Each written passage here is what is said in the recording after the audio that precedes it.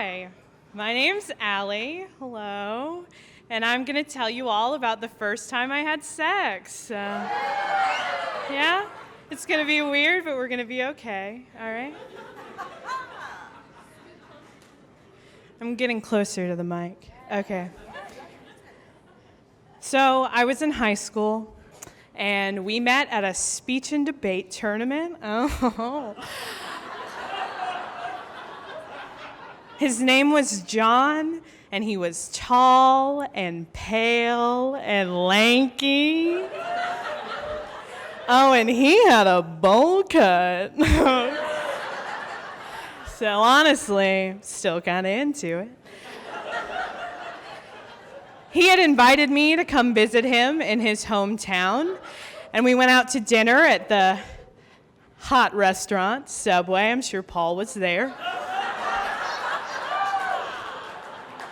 He knew that I really loved their tuna melt, which is the best sandwich to have before you fuck somebody.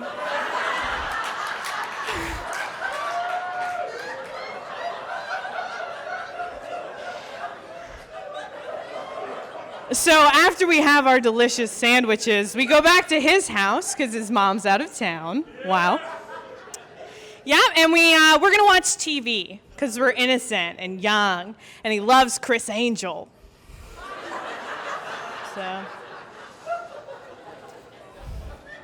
So he puts on his show because he has it on DVD.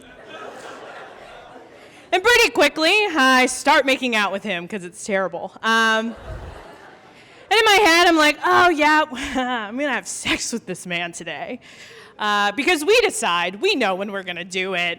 You might not, but I know when I'm going to do it.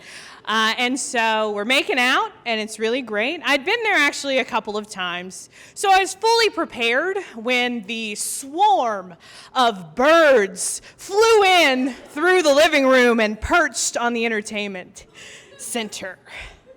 When I say swarm of birds, I mean it, okay? They had too many birds. Something was wrong with his mother, and we weren't going to talk about it. And they weren't like little cute birds. They were parrots, right? Big old boys. I should have probably called the police, because surely that's against the law to have that many birds. And they definitely were a gang, right? I'm sure Phoenix was in charge of them. Most people in this situation, making out, about to round third base, surrounded by parrots watching you, would maybe pause and think, is this romance? Maybe it's not. Y'all, I was so horny though.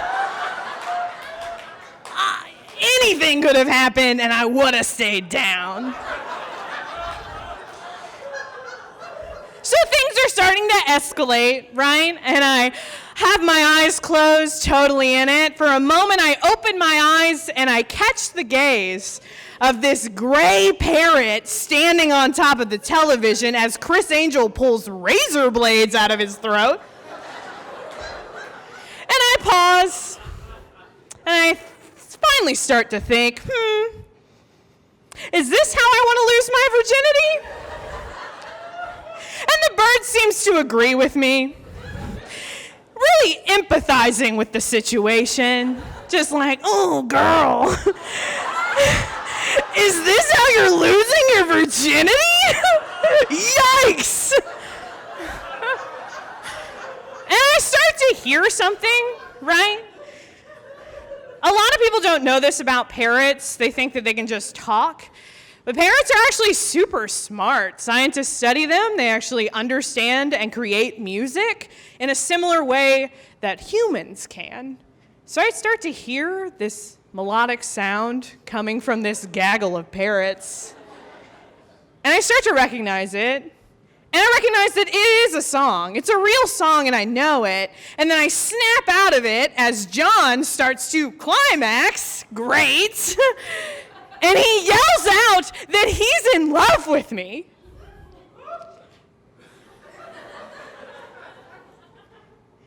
And nobody had ever said that to me before.